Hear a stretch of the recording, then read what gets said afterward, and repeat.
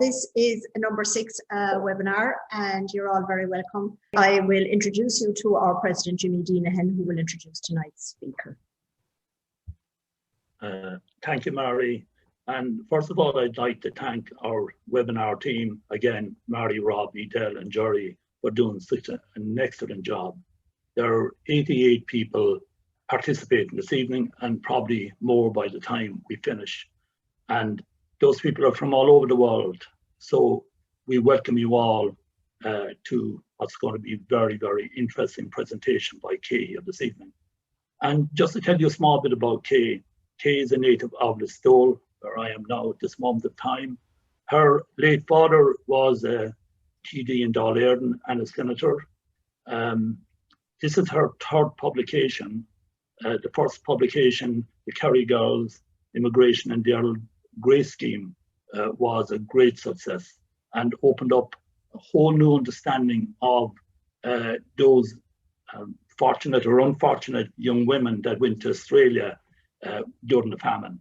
The other book then was Finding Your Ancestors in Kerry, which again was a great addition to the whole genealogy in this country. Now, this particular book followed the Fitzmaurices, and I'm delighted as chairperson of the North Kerry Literary Trust, the publisher. This is a fascinating book, as you will find out, and it gives a great insight into the first 3 Earls of Kerry, but also it gives an insight into another individual, the second Earl of Shelburne, Willie Petty Fitzmaurice, who became the first Marquess of Lansdowne and Prime Minister of England, would you believe, from 1782 to 83. And he spent the first 4 years of his life in Lixnaw. And he was very important because he presided over the Treaty of Paris, which gave independence to the USA. And we would have known any of that only for Kay. So now, Kay, thank you very much for doing this really important work, and over to you now, Kay. Thank you. Okay, thank you very much. So thank you very much to everybody who's come tonight to hear what the story is about. The book tells the story really of one of the most powerful families in Kerry. They were powerful for over 500 years. And then in the short space of less than 100, they lost everything. They lost their wealth, they lost their land, and their lineage died out. So as Jimmy said, it really is, it's not a history of the Fitzmaurices. I'm kind of at pains to point that out. It's a true story, and it's the history of the 3 Earls and their families, the last 3 Earls. There was Earl Thomas, his son William, and his grandson Francis. And Francis was the pivotal person really who squandered away the entire heritage eventually. The Fitzmaurices arrived in Ireland with the Normans, and they established a base in North Kerry in the mid-13th century. The first Lord of Kerry, that was the title that was given to him. That was a title equivalent to a Gaelic chieftain, and the first one of those was called Thomas. And that name comes down through the generations, really, from generation to generation. The family, they were the original great survivors. For all those centuries, the Fitzmaurices held on to their lands in Kerry by a combination of conquest, land acquisition, advantageous marriages, and then shifting religious loyalties as they went along. As well as local conflicts, principally in their own area or in the county with the Fitzgeralds of Desmond or maybe with the O'Connors of Carrigafoyle. Over the years, they also survived revolts against Queen Elizabeth I, against the 2 Desmond rebellions, against Cromwell, and finally in the Jacobite War. At this time, when we were talking about now, which is around 1700, the Fitzmaurices, they were transformed. They were originally warlords, I suppose you could say. They were effectual rulers over the lands that they ruled, that they owned. But they were now, at this point, they were regular landlords. The story goes on. The story for the 3 Earls goes over, as I said, almost 100 years. So we have to condense it as much as we can. In all, there were 23 Lords of Kerry, Baron of Lixnaw. That was the original titles that they had. The final 3 then were the ones who were elevated to the title of Earl before the line died out. The entire line all the way down is well documented. with marriages and who they married and the children as they went along. That's all written down in history and is there for anyone to see. The first person that we're going to talk about is Thomas Fitzmaurice. At this time, he was the 21st Lord of Kerry and Baron of Lexna, and he succeeded to the title in 1696. At that particular time, the family had amassed 90,000 acres, mostly in the barony of Clanmorris, but also north of the River Feel. They had some land in Iroquois Connor. And when they arrived first, they had land near Castle Island, but they seem to have lost that over the generations in some one of the many wars. I want to start, I suppose, by having a base, and the base would be around the time of the Treaty of Limerick.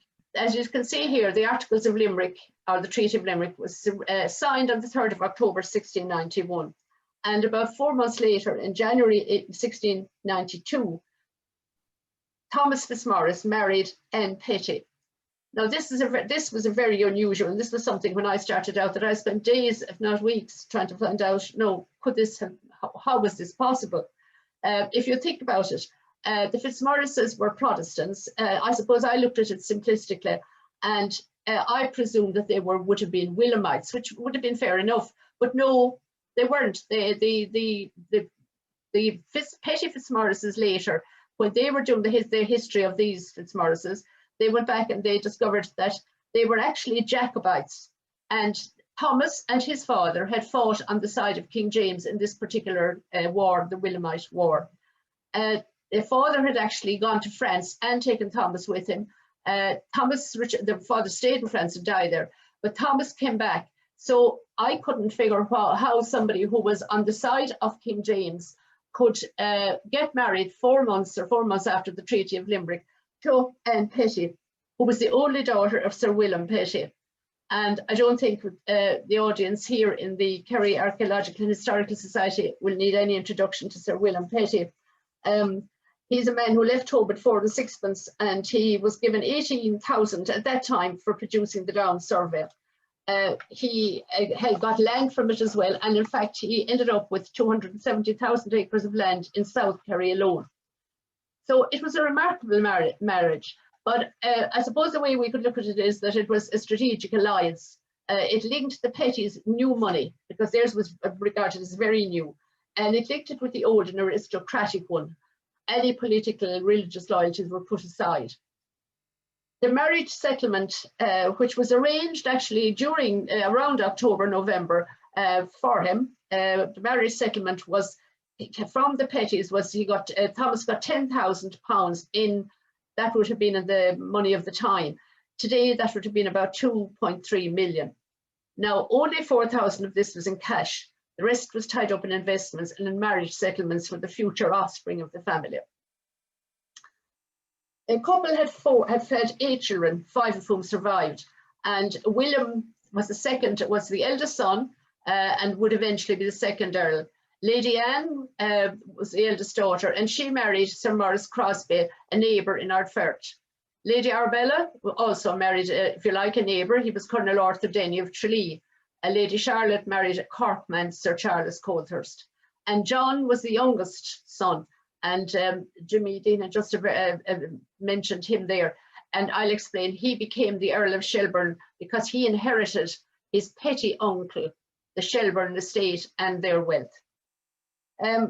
Thomas, as I said, was concentrated his time and his energy, and he concentrated a vast amount of money on transforming the Fitzmaurice ancestral seat, the house and the surrounding domain at the Old Court in Lexna, into a magnificent and impressive manorial estate. Now, there was apparently a mansion house there and had been there for some time when Anne Petty got married and when she arrived in Lexna. But she was used to living in some splendour in the Petty household in Sackville Street in Piccadilly, and she set about modernising and embellishing the basic structure of the house. Thomas focused his attention on the grounds, and he created a stunning landscape there with a formal parkland, a deer park, a bowling green, canals, avenues, walled gardens, orchards and plantations. In the house itself, they had estate rooms, they had a ballroom, and they had a private chapel. Now, I won't go into any of the details of the estate. I would recommend that you would look at Dr. John Knightley's, because that's where I got a lot of my information.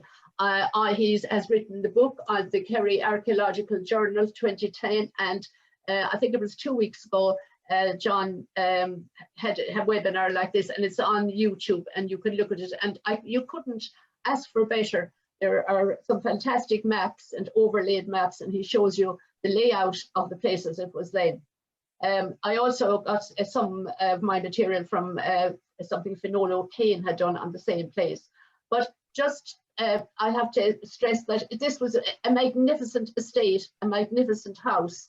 The people, they lived like lords, they were lords and they lived like lords in Lexna. They entertained the local people, and you couldn't have a better place. It was like a palace. It was probably one of the most outstanding houses in Kerry at the time.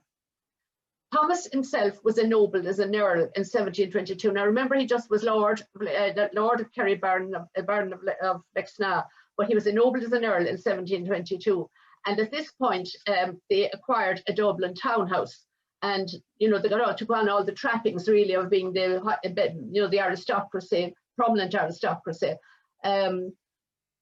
They built a house, they leased a house originally in Dublin. Now, it wasn't exactly where the Shelburne Hotel is, but it was on part of that land, and the rest of it was on the space that now is there to the left of it, which was then became Kildare Street. And Anne Petty's brother, who was the Earl of Shelburne, lived in Stephen's Green also. He had a house farther over towards Grafton Street. So this is how the Shelburne Hotel got its name, actually, from these Shelburnes. Thomas now stayed at home in Lexna. He had a very well-deserved reputation for domineering his family and his servants, and terrorised the neighbouring countryside as well. His grandson, William Petty Fitzmaurice, the man who was brought up in Lexna and who became the second Earl of Shelburne and Prime Minister of Great Britain, he left a very unflattering portrait of his grandfather. I'll just give you a few sentences of it. My grandfather did not want the manners of the country, nor the habits of his family to make him a tyrant. He was so by nature. He was the most severe character which can be imagined, obstinate and inflexible. His children did not love him, but dreaded him, his servants the same. However, Thomas seems to have stayed in Lexna. Even though he was now ennobled, he didn't attend Parliament that much, but the rest of the family enjoyed having the townhouse in Dublin and coming to partake of all the social outings that was going on there in Dublin at the time. Lady Anne was the only person who could manage her husband. She was reputed to be an intelligent lady and a strong character in her own right. She had many influential friends to whom she corresponded, and I have copies of letters, I think, in the book from Dean Swift and from Horace Walpole, and she met these both in Dublin and London. She kept travelling, she kept going back to her own place as well in London. William was the eldest son, as I said, and here he is in all his finery. William was never his father's favourite. He just disappointed him. I think, like a lot of probably fathers who had very high expectations for the eldest son, he knew he was going to inherit. He was going to be the second Earl, so he had a very high pedestal for him to reach up to, and he didn't do that. It was John, the younger son, that the father favoured all the time. William, though, had a privileged upbringing. He was tutored at home and then at Westminster and Eton. His mother, Lady Anne, was obviously ambitious for her eldest son, because such an expensive education at Eton and later at Oxford would not have seen him, it wouldn't have been essential really for a successful career as a Kerry peer and a member of the Irish Parliament. She obviously had greater ambitions for him, and possibly his father did as well. As the only daughter of Sir William Petty, he had served under Cromwell, he served under Charles II, and he served under James II. And Pettys were adept at keeping in favour, but whatever political side came in, and the politicians of the day. So I think she expected that William would be an influential figure in British public life rather than in Irish public life. However, after the expensive education, he neglected his studies. He left Oxford, and then he announced that he'd like a life in the army. He thought it would suit him better. His father, which I have given you a picture of how cross his father was anyway, he was dismayed at this turn of events. And after much persuasion by the mother, he paid £3,000 for a commission for William in the Coldstream Guards. But he did that with a proviso, and the proviso was that he drew up new deeds for the family, And in the new deeds, he made an improved provision for John and for the sisters. And he also smartly put into this deed that should William marry without his father's consent, his future wife would forfeit a jointure, which he should have, of £500.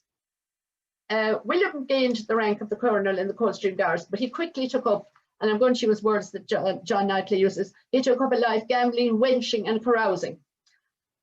He was appointed governor of Roscastle, which was the military headquarters in Kerry at the time. He didn't spend long in Lexna, as he and his father didn't get on. He did his duty in Killarney. He visited Lexna every now and again, and then he spent a lot of time in the townhouse in Dublin, particularly during the season. And the season would have been the parliamentary season. At that time, Dublin was the second city of the empire, and there was a very lively social life around the parliamentary season. There were dinner parties, races, the opera, theatre, gambling.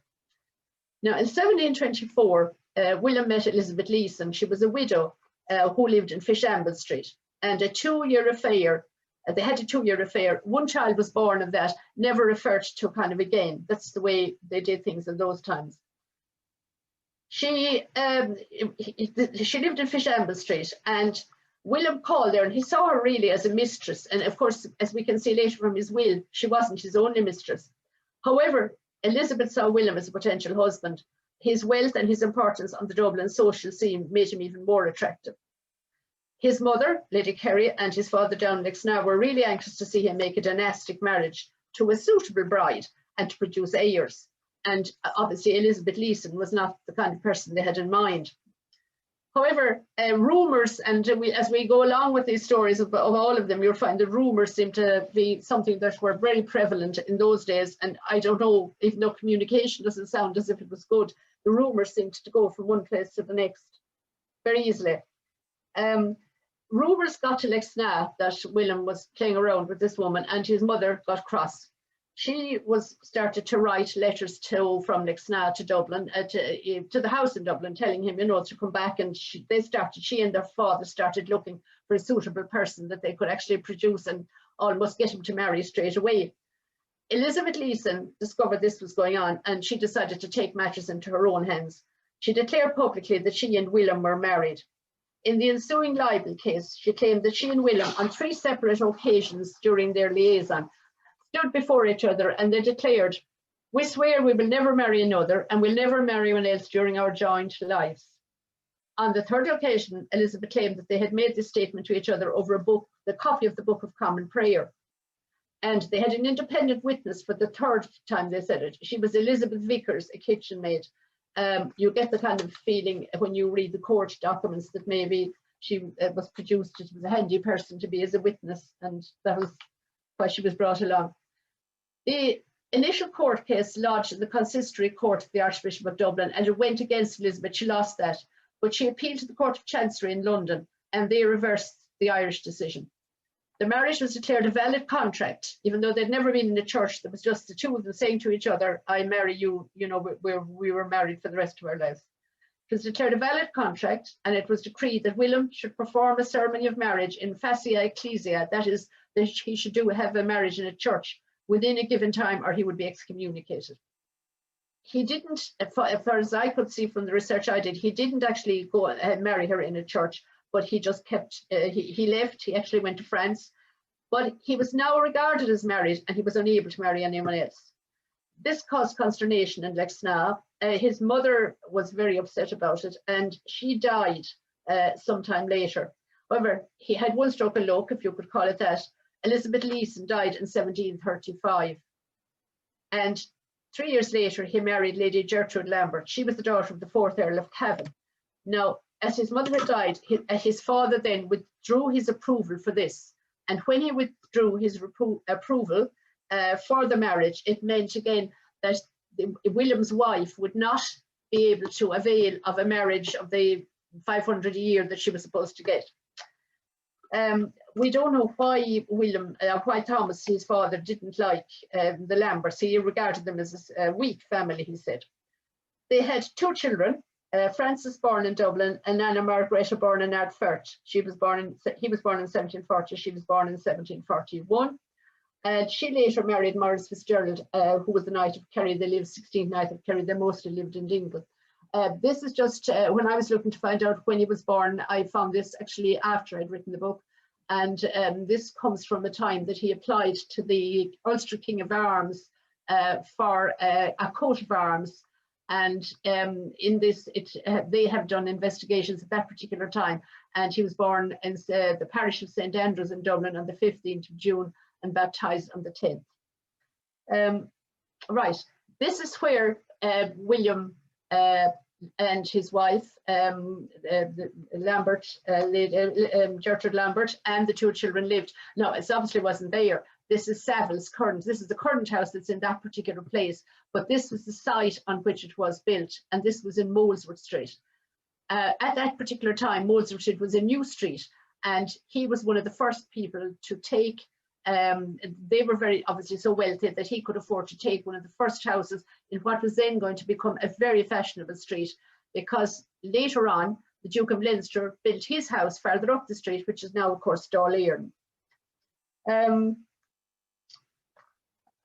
Right, Thomas the father died in March 1742.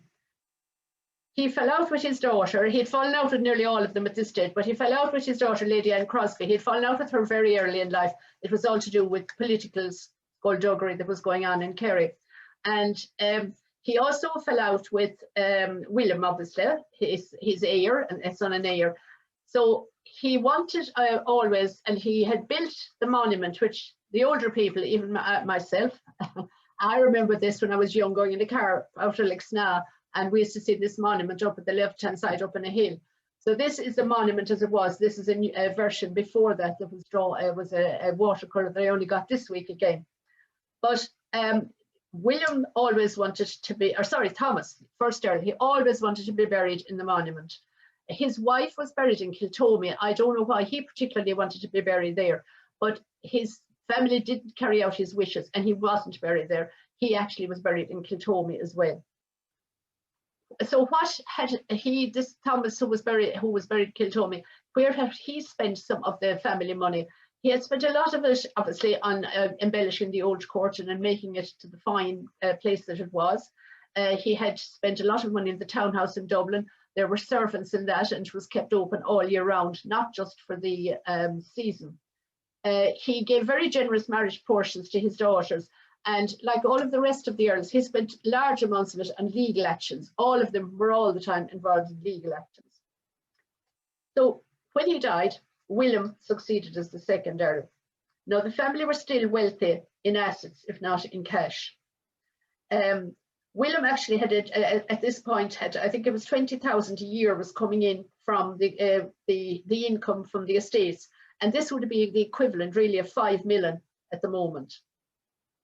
And William was free of his father's iron grip and control, and he was now the most important person in the county. He went backwards and from Molesworth Street back to Lixna a good bit. He was governor of Kerry, and he was Custos Retoller of Kerry from 1746 to 1747. It meant he was the appointed keeper of the county's records, and he was the highest civil officer. He was also a privy councillor. At this point, when he became his own boss, he put in place, again for litigation, he put in place a private act of parliament, and he got a new family settlement going, and which would involve his wife Gertrude would get 600 a year. Because his father, he hadn't got his father's permission up to this, she wasn't able to get any money like that, but a jointure of 600 a year was settled on her. No, he didn't last very long. He was only there 5 years, and 5 years later he died, and he was actually buried in the monument. His expenditure seems to have been really on keeping up the old court and the townhouse and the legal, and he had spent a lot of money on wenching. And in his will, he left bequests to a number of children, named children, all obviously born out of wedlock to other ladies, some of them in Kerry and some of them probably in Dublin. In his will, the second Earl stipulated that his wife, Lady Gertrude, should be the guardian of his 2 children until and unless she remarried. She was also to be responsible for the income of the estate and the education of Francis. However, she had no affiliation at all with Lexna, and she remarried in 1750 and she went to live in England. The Lord Chancellor of Ireland then acted as Francis's guardian, and straight away court cases started. His uncle John, the uncle who was the favourite of the grandfather, took an action against him. He felt he had been lost out on some of the inheritances and on some of the deeds, and he took an action against him. The Lord Chancellor had to stand in for Francis. He was his guardian, and they lost that case. They appealed it and they lost it again. Just after that, the uncle John, the same one who took the action against him, actually came into a fortune. He inherited, which I had just mentioned earlier, he inherited the Fitzmaurice, the petty estate, the Earls of Shelburne. They were later called the Earls of Lansdowne. That's what they still are. He inherited, but he had to change his name from Fitzmaurice to Petty Fitzmaurice. So he and his family moved to Bowood in Wiltshire. And it's their son who became the Prime Minister of England. I'll come back to him as well. So Francis is just under, with a tutor in Molesworth Street. So he seems to have got on all right. He was obviously very spoiled, but he graduated from Trinity College on the 12th of May, 1758 with a BA. The old court was deserted, and various people were appointed by the Lord Chancellor as agents to collect the rent, to look after the building, to look after the entire estate. But some of them were careless, some of them were dishonest. It just doesn't seem to be anyone kind of watching what was really going on, and the place was deserted. Before Francis's mother got married, she arranged for the valuable contents of the house, and she removed them. They were given to some of the family, the furniture, the paintings and the silver, and Lexna was closed up except for a housekeeper. So we're back to Earl Francis, who's here, and he reached his majority. He became 21 in 1761. He had the benefits and responsibilities of a large estate and a substantial income. He had no interest in going to live in Lexna. He had much loftier ideas than that. He proceeded to have the type of life other young aristocrats at the time had. He went on the grand tour. He enjoyed all the amusements that Dublin had to offer to someone with a large income, and he soon acquired a London residence. And 2 years later, he's now 22 years of age, he was the father of a son, Francis Dudley Fitzmaurice. No worries by anyone. He's just settled an annuity of 300 a year on the child, and the same on Elizabeth Chambers, who was the mother of the child. She was an actress, and she was to get that for the duration of her life, as Francis Dudley was to get 300 a year until he became older. Now, this money was to be payable out of the rents of named townlands, the townlands of Bale, Kilconnelly, Listowel, and Drumlagach. As far as Francis was concerned, he had fulfilled his moral duty. He had given money, he had arranged for them to be looked after, and there was no approbation from any of his social set. It was quite normal behaviour for the nobility. He was actually the target of many aristocratic mothers hoping to get their daughters well placed in marriage, but this wasn't to be. Francis met a lady called Anastasia Daly. He knew her from the social scene in Dublin, and I think they knew each other from about 1763 onwards. We have no birth date for Anastasia, but his family believed she was 20 years older than him. She was a Catholic from Galway, and she was already married to a Charles Daly. He was a cousin, a member of the Irish House of Commons. She was also an heiress in her own right, and this is important. She had £500 a year left to her by her father.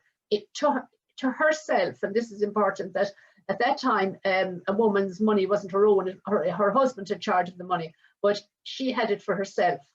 She had two sisters. One was married to Viscount Kingsland and the other to the Earl of Louth. So she was pretty well connected. What happened next, we can deduce from a report on the court cases of June 1767, taken by Charles Daly against the Earl for criminal conversation. And anything that we learn from this court case. So I just have to say it the way that explain the way that it comes over in the court case. Anastasia and her husband, it's from evidence that was given, I suppose, at the case. Anastasia and her husband were leasing a house in Clare Street for this season, again, the parliamentary season, which was just around the corner from Molesworth Street. But when the season was over, this in 1767, Anastasia decided to stay put, and she didn't return home to the family home in Loughrea. She cited doctor's advice, and for the rest of her life, she was visiting the spa and taking the waters and was regarded as delicate. Now, I don't know whether she really was delicate or whether this was just something that she went along with. But in the case, it said that the case said that the Right Honourable Francis Thomas Fitzmaurice, commonly called Earl of Kerry, became acquainted with Anastasia Daly, his wife, paid her great attention, was observed to be always near her in public places, and to take particular notice of her, and that the said Anastasia Daly was seduced by the said Earl of Kerry to withdraw her duty and affection from her husband and to hold a criminal conversation with him.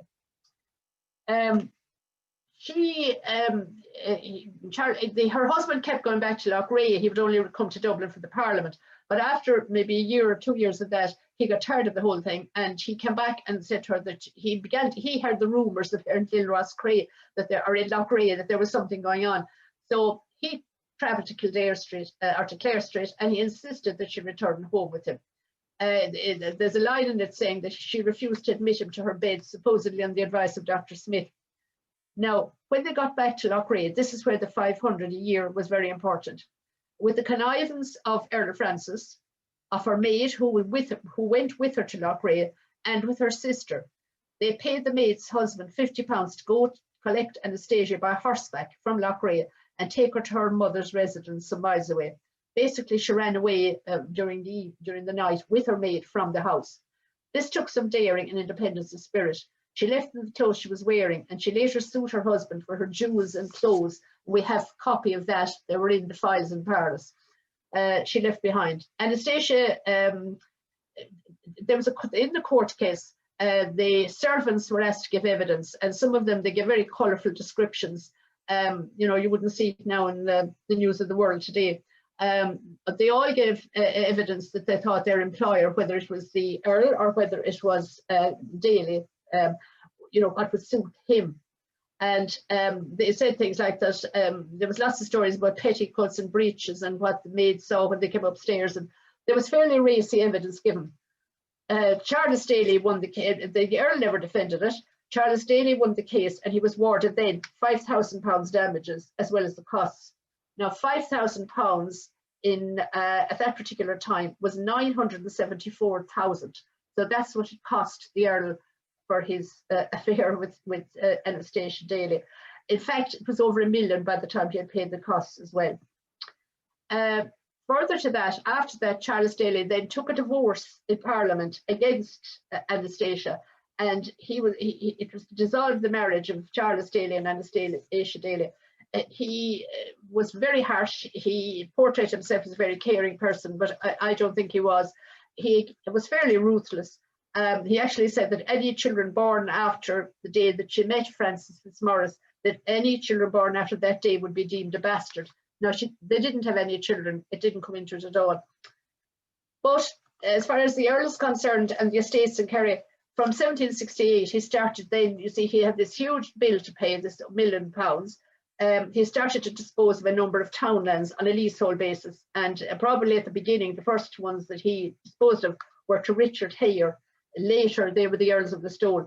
But Richard Hare at that time was a wealthy Cork merchant. He had traded in butter to Liverpool and Bristol, and he imported and exported beef and pork, tea, rum and sugar between Cork and Jamaica. In 1768, the Earl, and straight immediately, the week following her divorce, the Earl and Anastasia were married at South Hill in Berkshire. This was one of the 5 substantial houses that the couple leased or bought over the following 10 years. Each house was more prestigious and lavishly fitted out than the last. Now, they were both wealthy, at least on paper. Lord Kerry had rental income from 90,000 acres. That is, if the rental was collected. He owned property as well in Kent. He owned a colliery in Durham. Lady Kerry, Anastasia, owned substantial property in Galway. But from the following year, from 1769 on, letters and bills in the archives, they reflect the severe financial strain the Earl was under. But he didn't let it impinge on his way of life at all. He treated it as if it was just kind of an awkward distraction. Living on credit was his way of life. They both started and they continued a life of extraordinary and reckless extravagance for the next 50 years. So in the files or in the archives, there were post-dated drafts, letters about late payments, mortgages and bonds, annuities falling due. And he was continually sending frantic letters to County Kerry to his new agent, requesting, you know, the rentals. Most of all, he wanted immediate cash. And all these letters are methodically copied and stored in 8 boxes of archives in the National Archives in Paris. An arrangement, he left Dublin because of the scandal that went with the court case, and he made an arrangement to lease Kerry House in Molesworth Street.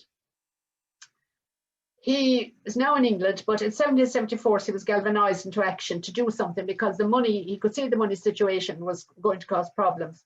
His first cousin was Dean Crosby of Limerick, and Dean Crosby recommended he would appoint the Reverend Christopher Julian as his agent. This Reverend Christopher Julian, his father had been the agent for the first and second Earl, so he was very much, he lived in Tullamore outside Listowel. He was very much up to date with who the tenants were. He knew the area, and he was the ideal person. He was honest and hardworking and infinitely patient. Now, I'm going to get back to Lexna later. We'll just finish with England first, and we'll go back to Lexna. So, as I said, in England, he had 5 substantial houses. That's the marriage. So that was the first house he had. It was in Portman Square in London. Again, these houses were leased at first, but then he bought it, and they were furnished. All the houses were furnished. This is another one. He went to Bath to take the waters. He lived in this house for about 3 years, and even while this was a little in the country outside Bath, he gave entertainments there, dinner parties, balls. But he also had a townhouse he took in the Circle in Bath for, you know, afternoon teas and calling to see people. And so all these houses were going at the same time. Now, this is the kind of furniture that he liked, and he collected avidly. A lot of his furniture is still in British museums, saying like where it came from. He would have got these specially made by the Adam brothers, and this to their design. This is an auction at Prior Park, Bath. He would get up and go then and go to the next house. All the stuff would be sold, and he would start out in the next house again. The final house that he had in England was never actually built, but it was a proposed house, and it was designed by Robert Adam. Again, this was to cost $2.5 million. And it was drawn up like this, first of all, and would be sent out to the Earl for his approval. And he would come back and he'd say, no, I want more, you know, more rooms on it, or I want more wings on it. And so that price of this kept going up and up.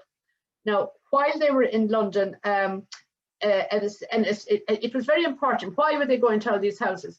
I think it was because he wanted to be recognised by the British aristocracy as somebody of importance, somebody who had a very long lineage behind him, going back, as I said, the 500 years. He also wanted Anastasia to be recognised and to be given due recognition by the aristocracy in London, but that wasn't happening. Now, she was presented at court to George III, and this says that the Earl and Countess were introduced at their Majesties at St. James's and was graciously received. Their equipage and retinue on this occasion was particularly elegant and splendid. The jewels worn by the Countess were estimated to be worth £30,000. Their homes, the ones that I showed you there, they were backgrounds really to entertaining and impressing, but it seems that the London aristocrats were not really that impressed. And the challenge of getting Anastasia accepted into the rigid structures of London society at that time really weren't paying off. No, they had a major problem, and that was that there was something called the Sixpenny Journal, and at that particular time, you can see on the left-hand side there were newspapers in every small town in England: Newcastle, Northampton, Reading, Mercury, Leeds, and they would buy in these kind of sixpenny journals or offer them for sale. And in one of this particular journal, which came out in the year 1760, the whole of the entire court case with all the racy details that I was explaining about earlier were in it. And the headlines for this pamphlet said adultery, fornication and cruelty. So, you know, if you were trying to be recognised as somebody very important in London, and this was going around about you, it wasn't going to be great. He also had another reason he was buying the houses, I think myself, was that he was having his cousin now, his first cousin now, his Uncle John, as I told you, it was now called Petty Fitzmaurice. He was the Earl of Shelburne, and his son was the same age as Francis. He was in the British Parliament, later to be the Prime Minister, and he was they were actually kind of vying with each other as to who would have the biggest house. Lord Shelburne had a new townhouse called Lansdowne House. He was now made the Earl of Lansdowne in London, and it was built in the prime location of Berkeley Square, again designed by Robert Adam. So what was happening in Lexna, you might ask? That was the next thing. What I'm going to do here is I have one chapter on Lexna, and I'm just going to read out a couple of the excerpts from the letters. What amazes me really about it is that that he knew that the Earl Francis was in Paris while all these letters were going backwards and forwards, and he seemed to know so much about the different areas. He seemed to know about the tenants, and it amazes me that he let everything go for so long. While I suppose to a certain extent when he was younger there was nothing he could do about it, but it was left go for years. And then when he got Christopher Julian, and he was sending very specific letters, and he seemed to know everything about them. So this is the memorandum. This is a copy of memorandum of letters, and all the letters are there, and they were sent to Christopher Julian in 1777.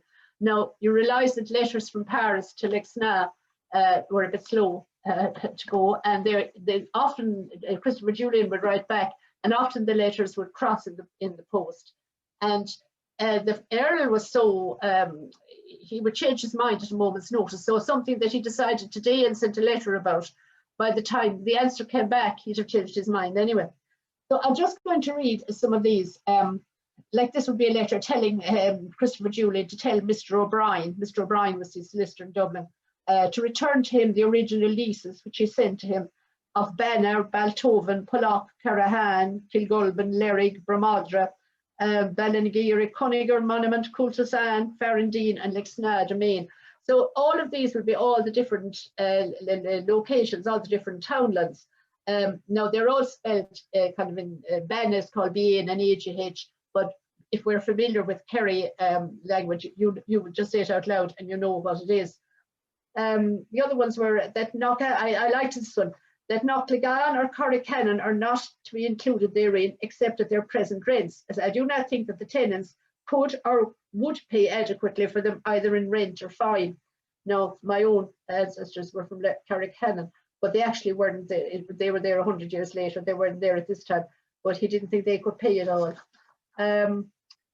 He would be thinking up new schemes. I'm sanguine and hoping to get a considerable increase of income by converting the tenure on all the farms on the 2 leasehold estates into perpetuities, also of raising some money thereby. He had all kinds of schemes to do things. There's a lot of stuff about the Warden of Banna. There's another one here now, that I do not think the claim of the tenants of Carahan to the Rabbit Warden, as he calls it, is well founded, but that it is worth disputing considering the age of the life on which the lease depends. Some of the leases were on 3 lives, and when he took over, when Christopher Julian took over, nobody seemed to know who owned what, whose life was on the lease. All that had to be sorted out. He had a swipe at Lexna then at one stage. He ignored the seriously deteriorating condition of the family seat. He didn't seem to kind of do much about that at all. And the surrounding estate. And what was important to him. The monument was important to him, but he actually wrote and said, I cannot conceive why the vagabonds about Lexna should not all be turned off. They certainly prejudice the letting of the land. And I should be of the opinion to do so this year if Julian has no good reason against it. The Earl's grandfather Thomas had during his life planted orchards and woods on his own domain in the Old Court for a perspective of a general improvement on the estate. But there were many other townlands in the wider Fitzmaurice lands that were forested, and the value of the timber on these was really a prime attraction. And we noticed as we go along, when Francis was really stuffed for money, he started asking for the trees to be cut down. And like you'd have to see the places today where there are some townlands where there are no trees, and these were obviously there may be huge reservations of timber. He said that no reservation may be made of any of the timber about Lexna except that on the monument lands. Anything to do with the monument, because his father was buried there, he wanted that kept up. The other notion he got, and there are a lot of letters about this, he decided to build a new town in Listowel. Listowel was regarded as a farm that time, and he was going to have, instead of what was later became the square, he was going to have an octagon. And he was talking about the mill there and the castle. It amazes me that he seemed to know so much about all these things. He must have been, in his younger days, he must have come to Listowel, but after they left, after he got married, they never seemed to have gone back there again. Christopher Julian was continually trying to tempt him to go back and was saying what a difference it would make to the tenants, but he just ignored all that. Right, so we'll go on to Parliament. As I said, in London, he began to get tired of London. They weren't getting into the social milieu that they wanted to get into.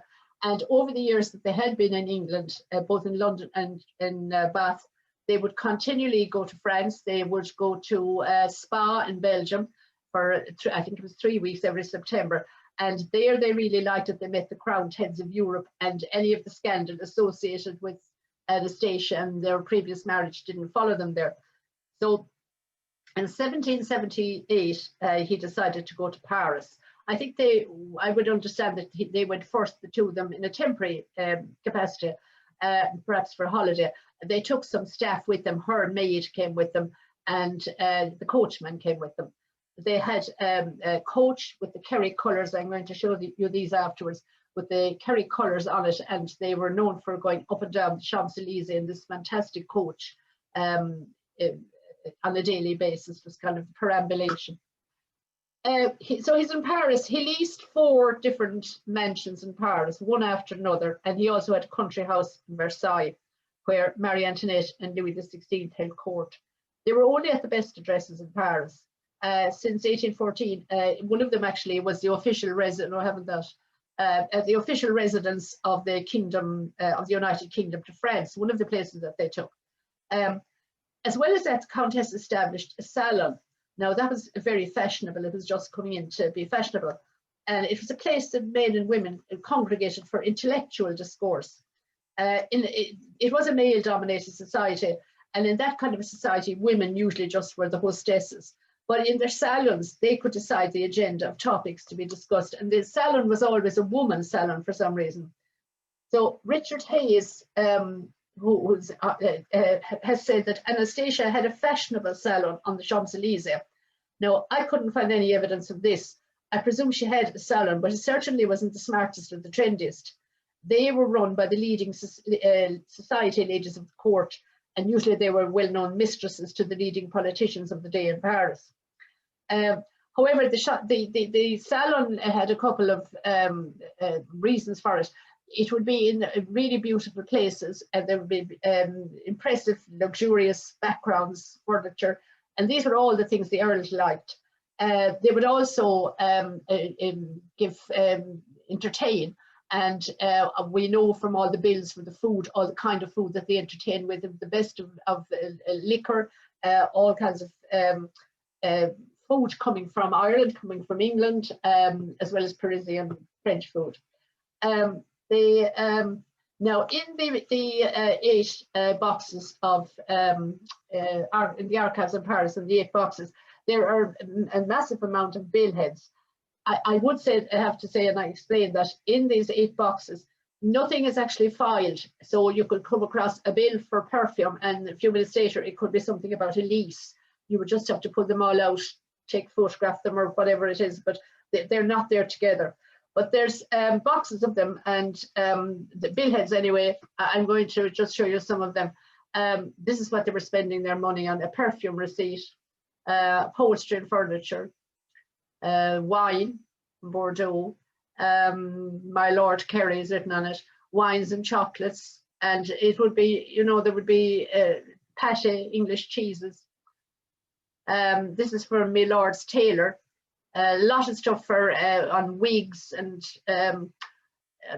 all kinds of outfits for men. They dressed very formally at the court in Versailles, and you had to have the top kind of stuff or you wouldn't be looked at.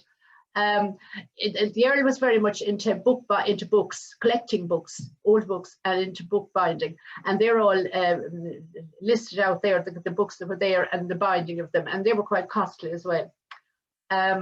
My Lady Kerry, she had bills for, this is a bill for dresses. She used to get her dresses from Madame de Berton. Now, she was the dressmaker to Marie Antoinette, and Lady Kerry wasn't very good at paying. She was all right for paying her bills. They would pay it in the end because the money would only come in dribs and drabs whenever he'd sell something or when they sent to Kerry for more money. But this bill actually says 1783 to 1785, so the bill was going on for over 2 years. They were renting stables. They were just spending money. They went to Spa every year. They took their staff with them. They stayed on the way. All the bills are there for all of those things. So we come to 1776, and then things are getting really tight. And this is a letter that the Earl, he was on holidays in Montpellier, and he was writing now to Hare, to Richard Hare, and he wants him to. Richard, he has already asked him to, would he like to buy something else, but he only wants to sell. The Earl only wants to sell leases, and Richard Hare explains to him that he's not buying any more leases. He wants to buy. He's only interested in outright or nothing at all. So at this point, the Earl is getting desperate, 1776, and he agrees to the Earl to sell him outright 3 farms, but he also wants a loan of £8,000. So that one didn't go through afterwards. It was just his approach to Hare. He got the £8,000 from one of his staff in Dublin, got him £8,000 from the bank.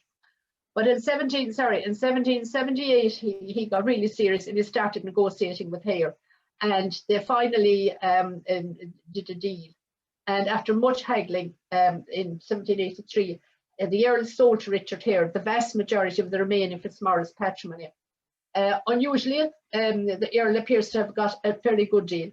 And it says, for the manors, castles, markets, fairs, towns, lands, and tenements, and herediments, the Earl was to receive the sum of 13,900, which was 2,500,000. Now, that might not seem a lot for the amount of land that he got and the number of places, but the Earl was also to be paid a yearly annuity of £3,000 in those days by Hare as long as he lived. And if the Earl should die before the contest, she was to get an annuity of £2,000 a year for her lifetime. And he was also to pay annuities to 2 unnamed persons, and these were the 300 and the 500 to his son, a illegitimate son, and to the mother of the son. He also disposed of land to other people, of course, the Locks of Norbury, and in all cases after the sale, there would be lots of litigation, delays, money not coming, because it would transpire that the land was already tied up in another deed or another annuity, and all this had to be sorted out. It was constantly coming backwards and forwards, these kind of letters. So the Countess and the Earl are living the high life in Paris, entertaining and just getting on, and doesn't seem to notice at all that the revolution is about to take place. The Treaty of Paris was signed in 1783, and Prime Minister William Petty Fitzmaurice, the Earl's first cousin, was the Prime Minister in England at the time of this. And so they were backwards and forwards from London for the signing, and there were a lot of American, the delegation here included Benjamin Franklin, a lot of different people like that, John Adams. They were the signatories of the Treaty of Paris. And they were being entertained by the Earl and the Countess while this was going on. The Earl and the Countess were mostly, like their social life was really centred around the court at Versailles. That again was rigid and inflexible, and the rules of dress and the formalities were observed. Elaborate meals were served, expensive wines and champagne, glittering jewels, the powdered wigs, and we've seen the bills for the powdered wigs, and they wore jewel-encrusted uniforms. Now, on the social side of it, in their houses, the last one was on the Champs-Élysées, the Hotel de la Borde, there were a number of Kerry residents. There were a lot of Irish residents, but there were a number of Kerry residents in Paris Some of those that were children or were families of those that had left with King James and who hadn't seen a future in Ireland. And amongst those, there were, and these are mentioned, the Rices, the Waters, the Dillons, the Colonel Count Daniel Charles O'Connell. The fall of the Bastille, storming of the Bastille came on the 4th of July 1789, and the Countess and the Earl are still going on as if they don't know anything is happening out there. After the fall of the monarchy, though, and the imprisonment of the king in August 1792, the Earl decided he should leave France. They have gone to war with England as well, and then he started to find much difficulty in procuring a passport. They eventually left in great hurry, and they were unable to use their carriage with the Kerry coat of arms. And this is the coat of arms, so it was kind of an outstanding one. You know, if you saw that going up and down in a large coach with powdered footmen in wigged, you might take notice of it. I don't think that the mobs in Paris would have been too pleased to see that passing. So he had to leave that behind, and he had to leave everything behind. They had to go quite quickly. They weren't unable to get a passport, which meant they couldn't leave France. So they went to Belgium initially, and they met a lot of other people who were fleeing there as well.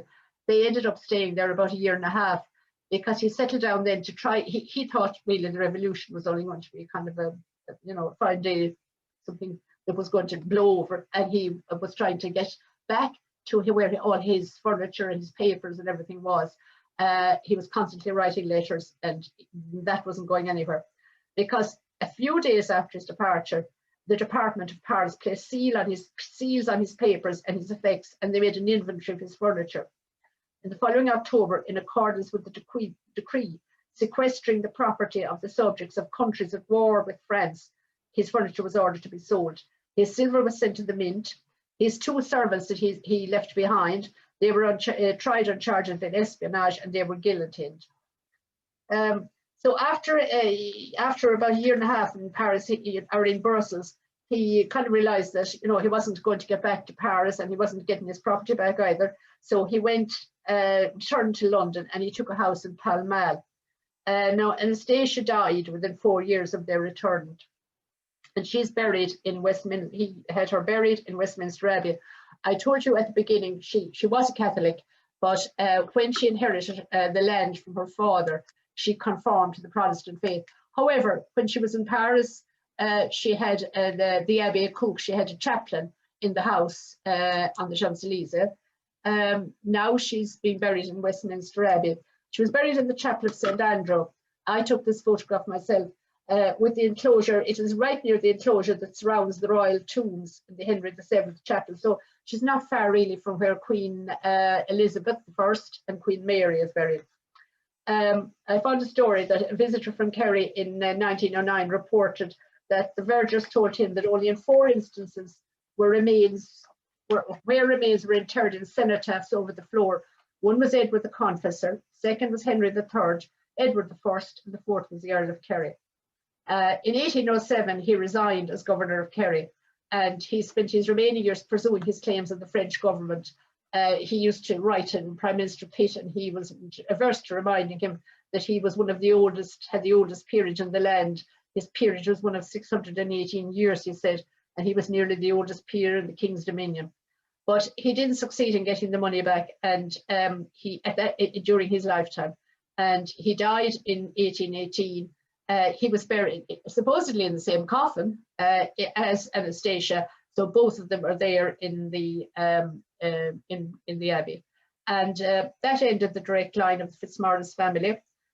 His estate and title passed again to his then cousin Henry Petty Fitzmaurice, 3rd Lord Lansdowne, who became the 24th Lord of Kerry and the Lexna and the 4th Earl of Kerry. And he left property actually in the Diocese of Kerry. He left money. He left property in the Diocese of Canterbury. He left the coal mine. And this actually was, while the coal mine mightn't have been of very much significance while he was alive, it was a much more significance after his death. And it was the Petty Fitzmaurices, the Lansdowne, who benefited from it, because when the Industrial Revolution came in England, obviously coal mine was a very important thing to have. His action against the French government was settled for 145,000. And just to, that was the end of the, as I said, the end of their line. Now, I was lucky enough that Charlie, he calls himself Charlie Lansdowne, the 9th Marquess of Lansdowne, the 30th Baron of Kerry and Lexna, actually did a foreword to the book, and was most helpful when I was getting the book together. So that's about it. Sorry that it took so long. It's very hard to condense all those lives into a shorter space. So this is the just assigned to the National Archives in Paris, where this box, the 8 boxes are, and which have so much material in them pertinent to Kerry. And this is the book, and these are the places that it's available if anybody.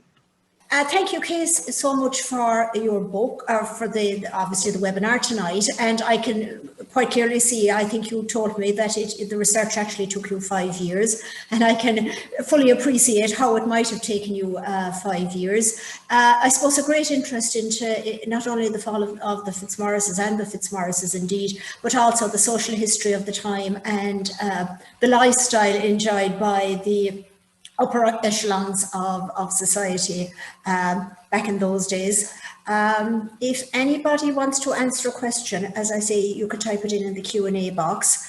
And as usual, I'm always very curious of nature, and if anybody is listening anywhere outside Kerry, just as I say, make a note in the chat or the Q&A, so we can just get a general feel of where people are. And there is a question, Kay, and it's from Richard Pierce. And it says, thank you for the thank you for the thorough, vivid lecture. Did any of the Earls attend / speak in the English Parliament or House of Lords? If so, what political outlook and interests were indicated? No, to the best of my knowledge, they didn't. They just were, they were the usual 3, really, if you like. No, they made no mark. Later on, the Petty Fitzmaurices were the Whigs in the British Parliament, but not this line of the Fitzmaurices. Don't seem to have even gone to the Irish Parliament very much. Yeah. Okay, now regarding my query as to who people are tonight, hi Jill, this is Jill Williams, and Jill is listening in Edinburgh, and she said thank you, Kay, for a very interesting talk. And Lisa O'Flaherty hi Lisa, is in Galway, and we have Sylvia. Sylvia is a regular listener at this stage. Sylvia Turner. Sylvia is in Winchester. Hi Sylvia. Padraig Cronin is in Dublin, and we have from Sylvia Turner, thanks Kay for a fascinating talk. We have a question, oh my goodness, we've Maura O'Connor from Canberra in Australia. Hi Maura. Gosh, I'm wondering, is it a day before or a day after in Australia, but it's great that you can join us. And we have Sandy. Sorry now, Sandy, if I pronounce your name incorrectly, but it looks like Stegmaier, Stegmaier. I am in Florida, USA. I am so happy to be able to attend the Zoom calls. Thank you so much for the opportunity. Hi, Sandy, it's great to have you with us. Isn't that fantastic? We have Marjorie Stokes, greetings and thanks from Wicklow. Marjorie Stokes, and Marjorie is a distant relation of Arabella Denny. All right, okay. I actually should have said more about Arabella. I meant to do that. She was obviously a very important person. After she escaped from the Dennies in Tralee, and she went to Dublin, and she lived the rest of her life there. And she was the first person, I know that they got a terribly bad name later, but she established the Magdalen the Magdalen Homes for Protestant Girls, I think they were called initially, in Leeson Street. She reformed the Dublin Foundling Hospital, and she was one of the first ladies a member of the Royal Dublin Society. Wow. We have again just somebody else, Richard Doherty. Hi, Richard is in Michigan in the USA, and this is from Robert McGuire. Thank you, Kay, for delivering such an insightful lecture on this unique family, and congratulations once again on your new book. That's fantastic. Now, Kay, I have a question. This is me being the girly girl. I saw that the bill for her wardrobe from 1783 to 1875 had sums of money like 132, 180 and 96. Were they francs? Well, it depends. I haven't in front of me there now, but some of them are francs and some of them are in English pounds. So I translated a lot of them. I probably have in the book what exactly it was, but she would have just have been one of her couturiers, you know what I mean? And that's just happened to be one. You couldn't possibly produce all of the stuff that was there. You know, there's so much There was no shortage of bills or, you know, receipts or anything. So I can't tell you exactly what that equates to, but you could be certain that any of the things were kind of mouth-watering kind of numbers. Figures, yes. Yeah. Harry, can I ask a question? You can, of course, Jerry, yes. They undoubtedly, first of all, Kay, a fantastic lecture, excellent, in all fairness now, very, very good, very professional and everything, of course.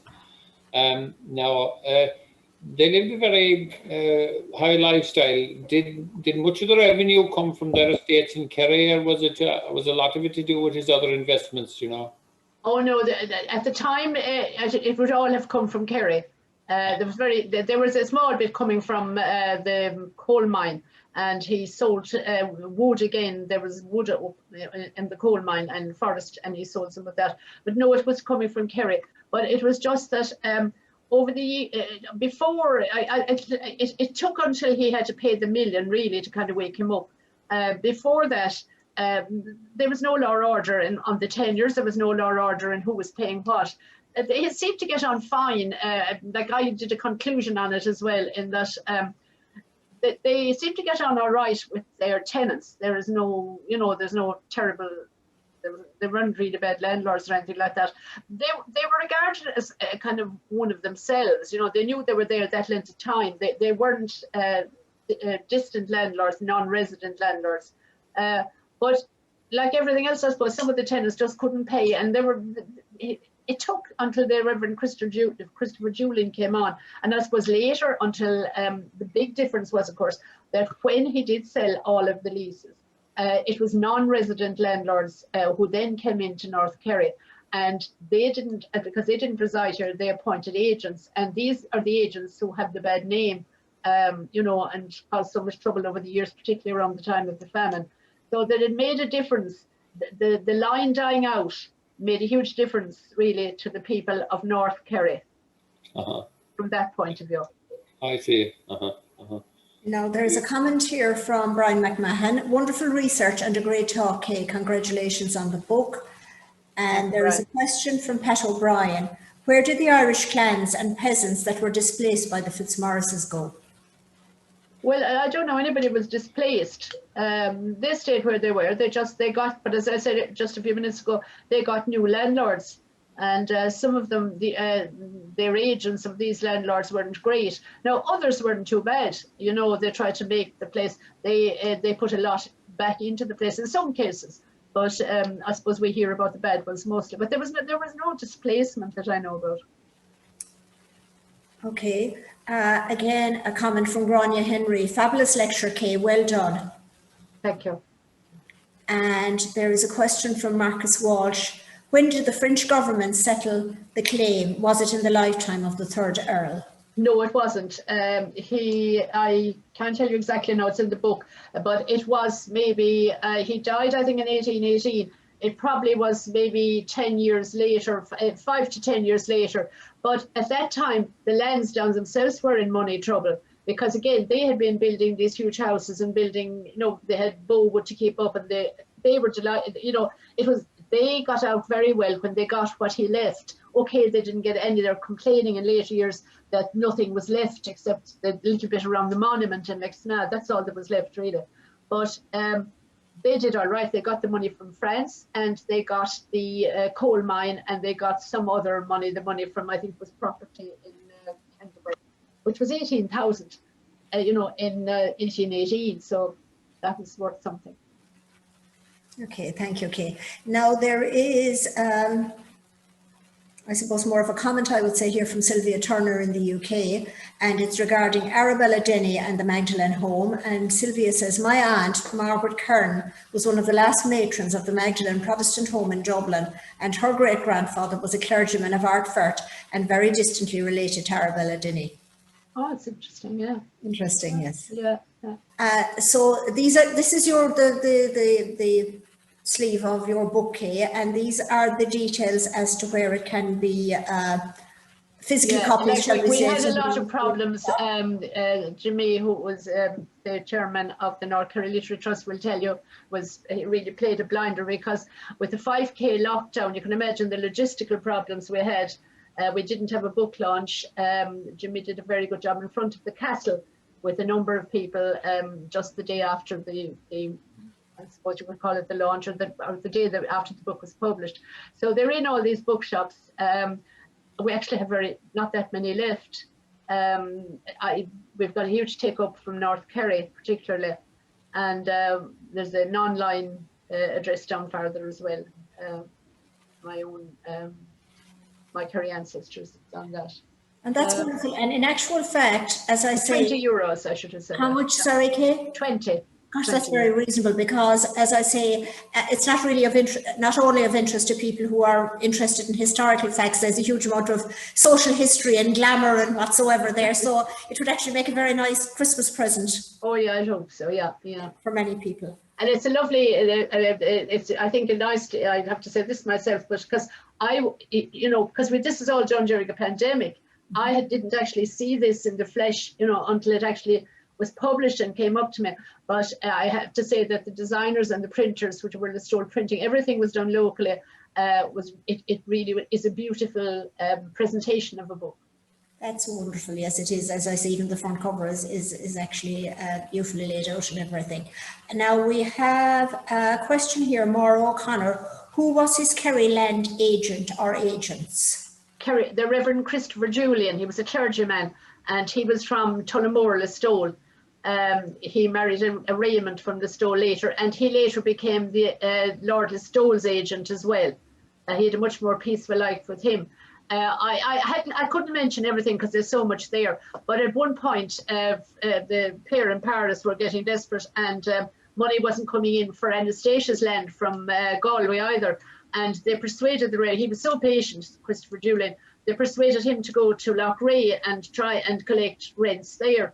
Well, if you can imagine, in 1750, it was hard enough to get over the mountains in Kerry to visit somebody, but he actually had to go, he sailed across the Shannon first and go up there, and he just couldn't make anything. He did it a couple of times, but he just kept protesting that it was an impossible job, really.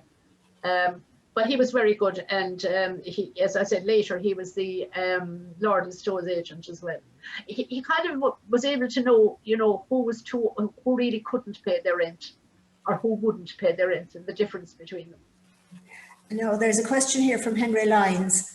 Thanks for a most interesting talk. Did the Knights of Glyn feature at any stage? No, I haven't come across them. I know the relationship, we'll say, but they were the Fitzgeralds. No, not really. And they don't seem to have married. Now, they married a lot of the locals, and they met because in North Kerry so near Clare, and because of the roads were so bad, but you could go backwards and forwards by boat all the time. They married the O'Briens and the Earls of Thomond. They married into those families, but I can't remember anything going back. While I'm concentrating on these three, I would know a little bit about the ones before that, but I haven't come across the Knights of Glyn now intermarrying with them. No. Okay, there's a comment here from Patricia O'Hare. Thank you, Kay, a wonderful talk. Thanks, Patricia. Okay. And there's a question from Angela O'Donoghue. Thank you, very enjoyable talk. Is there anything left of the monument in Lixnaw? Would Jimmy like to answer that? Am I in the picture? You are in the picture, Jimmy, yes. Yeah. Maybe not in the picture. We can't see you. You need to turn on. No, there's nothing left. There's nothing left of the monument.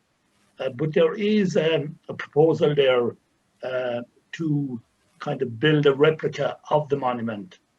Maybe across the road there, and where they did this new sewage treatment plant. It's a unique one. It's a reed solution to the sewage treatment of Lixnaw. So there is a proposal there. The local Heritage Society have mentioned it, and maybe it's possible to do it. But there's no trace of it. Kerry County Council back in the 50s just took it away, they dismantled it, and then they used all the grit of the limestone, I suppose, mound for the roads of North Kerry. But they just dismantled it. I think they blew up the whole thing at that time. Yeah. Okay, thanks, Jimmy. There's another comment from Micheál O'Callaghan, and it says, "Bhí an léachtar jaus go raibh maithagad go nairi leat leis an leabhar Micheál O'Callaghan." Gormagas. This is from Michael Moriarty, and he asks, did the Fitzmaurices have anything to do with Drummond House in Listowel? Yes, they did, yeah. You know, I started with Thomas, who married Anne Petty. His father came back from England, and he married a lady called Constance Long. And when he came, I don't want to go back too far now, but he came back, they were in England for a long time, weren't in Ireland at all. And when they came back, they had no house in Lexna at that point, and he built Drummond House. He was the father of the first Earl, of the father of Thomas. And then he, when he left Drummond and went out to Lexna to build the house, which was later the Old Court. Okay. That seems to be it for the moment. Yeah. So we'll take one or two more queries if Kay is willing to answer a few more questions. And while we're giving people an opportunity to think about any question that might be left to ask, I'll just mention our next webinar. And our next webinar will take place on the 8th of December. And it's very seasonally entitled The Story of Christmas. And it will be delivered by Dr. Patricia O'Hare. Now, normally, I suppose our lecture series has never before extended into the month of December, but you know, we did miss out X number of months during lockdown, so we're sort of trying to make up ground. And with a view to further making up ground, we are hoping to have a final one on Friday, the 18th of December, but that's still in the planning stage. So don't hold us to it at the moment, but we are, as I say, endeavouring to have to deliver two webinars in December. And yes, Kay made reference as well to these webinars being on YouTube. They're not actually on YouTube, Kay, because they're not public. You can register. All right, okay. They're in the members section of the... So yeah. they're just on the members area of our site. All right, okay. Thank you very much. Once again, many thanks for tonight, Kay, and every success with the book. And I'll certainly be going out and buying a volume anyway, because I want to read all about the glamour and the lifestyle and everything of that bygone era. I'm sure if I was around in those days, I'd possibly have been in the kitchen scrubbing pots or something, but it's nice to read how the other half lived. So thank you, Kay, and good night. Okay, thank you very much, and good night, everyone.